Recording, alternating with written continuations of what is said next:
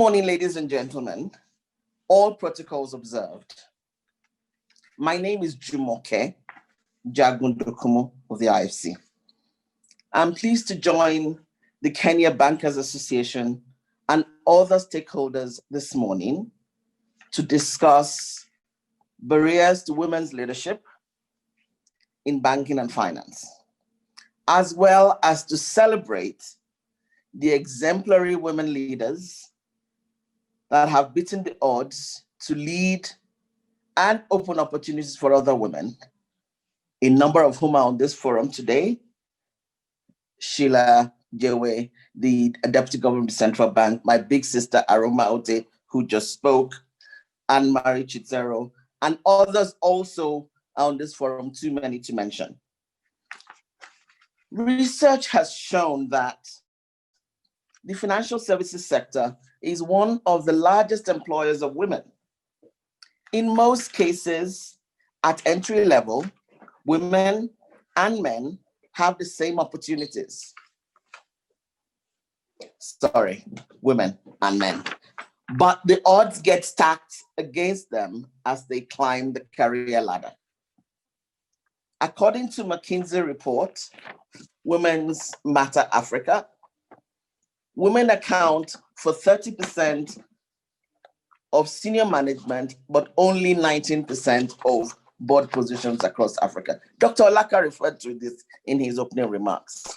In Kenya, the Kenya Institute of Management says that female representation on boards is about 21%. Much more needs to be done to get to parity. The Deputy Governor of the Central Bank also referred to what happened during COVID. I'm in a meeting. The COVID-19 pandemic is exacerbating the general inequality as many women have lost their jobs and or are without income from businesses as they are running, as that they were running pre-COVID. And a number of women who are also doing work from home right now and are also school teachers, as you can see my son bringing his school work to me to see. I've seen it, thank you. You've done it, good.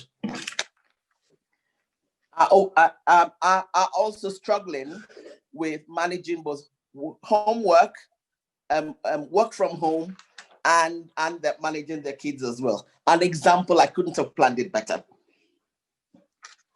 In addition, unfortunately, in the prolonged lockdowns that happened, school closures and home-based work, this has increased home care burden.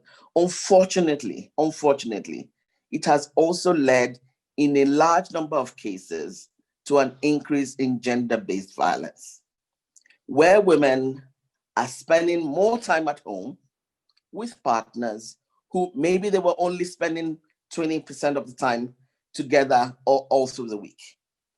The United Nations Population Fund, UNFPA, has estimated that the number of gender-based violence cases rose by approximately 31 million globally in the first 6 months of the lockdown.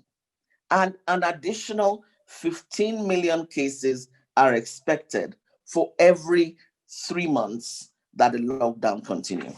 Think about it. It means that there are about 5 million more cases of gender violence every month in the pandemic. That is scary.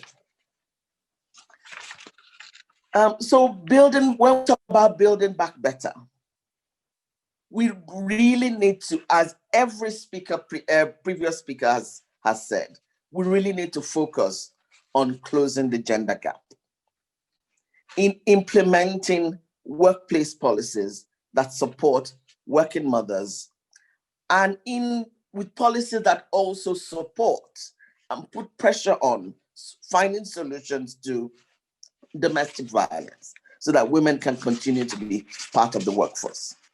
Everyone before me has talked about the business case for investing in women. I will just add a few.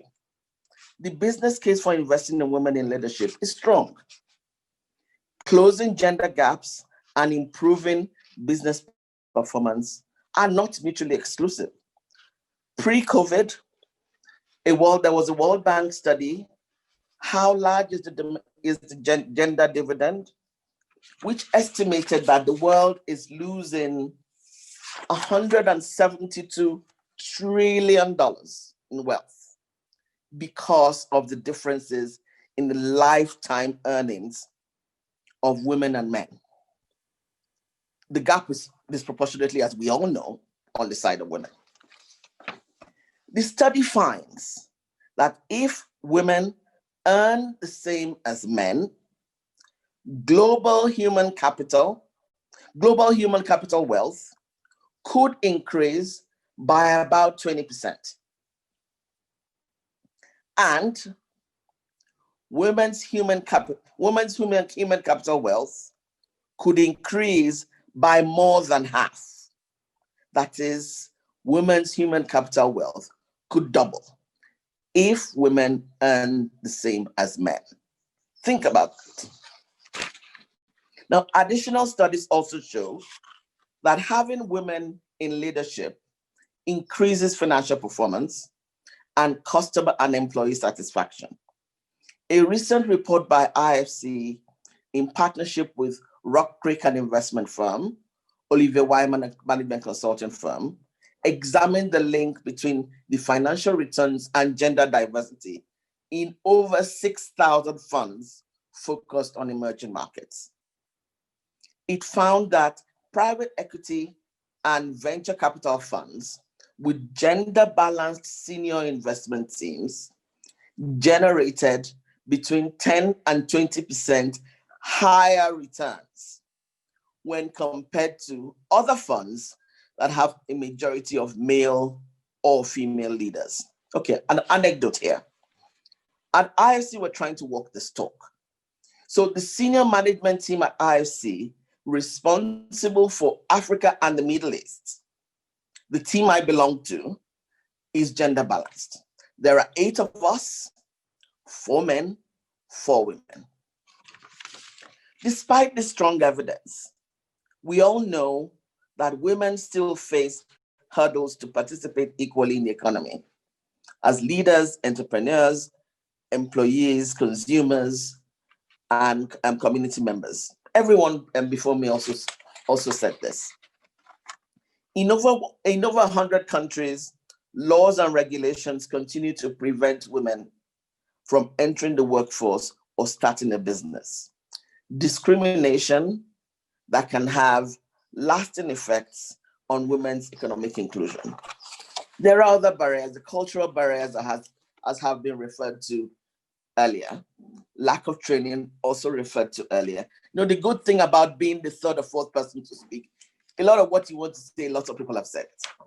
So I'll just go on to my next topic, which is that we try at IFC, working with private sector partners to address these gender gaps in leadership through innovative research and by providing direct advice to companies on implementing workplace policies and practices that tackle barriers such as workplace bullying and sexual harassment, and implementing employer-supported care benefits. One of the most recent examples of trying to implement this on the continent is in Tanzania. There's a program called the Finance to Equal program that we're working on with the financial sector.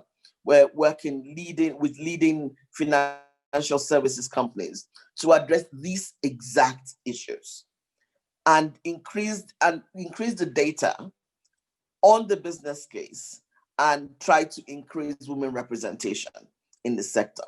Early research is showing that these barriers are a real deal breaker for women as they aspire to leadership positions in the sector. So in conclusion, as we begin this 2-day conference, I would like to encourage us all to look at opportunities to address barriers to women leadership in the sector and in other sectors, and pledge to work collectively to increase the number of women on boards and management teams. I look forward to learning more from the panelists and other speakers on what employers are doing to promote women. It is my hope that this conference equips us all with the knowledge and networks that will help more women lead in the sector. And apologies for my son. Thank you.